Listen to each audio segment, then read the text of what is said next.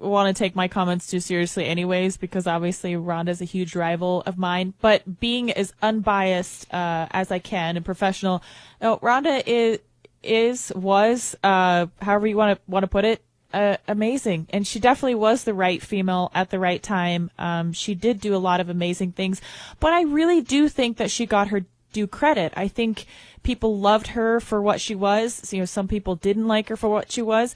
I mean, she's she's a star. She's done a lot of great things. She's moved on to movies. She recently got married.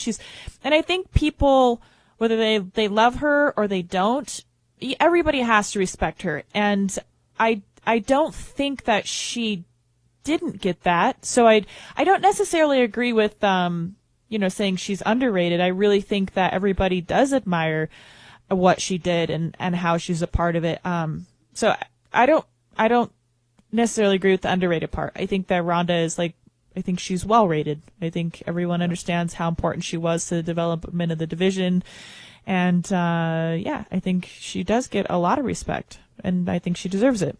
Now, Miesha's spot on here. You can't be underrated if you are as highly rated as anyone in the sport has ever been, right? I mean, there's no such thing as underrated when you're billed as the number one anything. And she was billed as the number one anything, and she was the number one woman in the world for quite some time. She's given a ton of respect for that.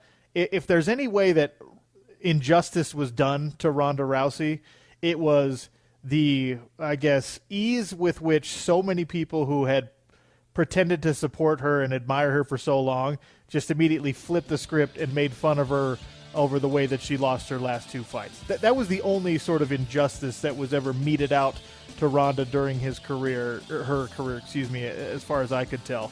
But underrated is the wrong word to describe the way people think of Ronda Rousey. I 1000% agree with Holly here. Okay, so I looked on Cyborg's Twitter, and she's basically, she's celebrating that she's getting tested a lot and that she's passing. Hey, great, good. We're all glad to hear that. But I love the fact that Holly pointed out, she never needed an applause for passing her tests. I truly believe that Holly has always been a clean athlete. Having competed against her myself, she's a very strong woman, but not by any means did I feel like any of it was derived from anything other than hard work.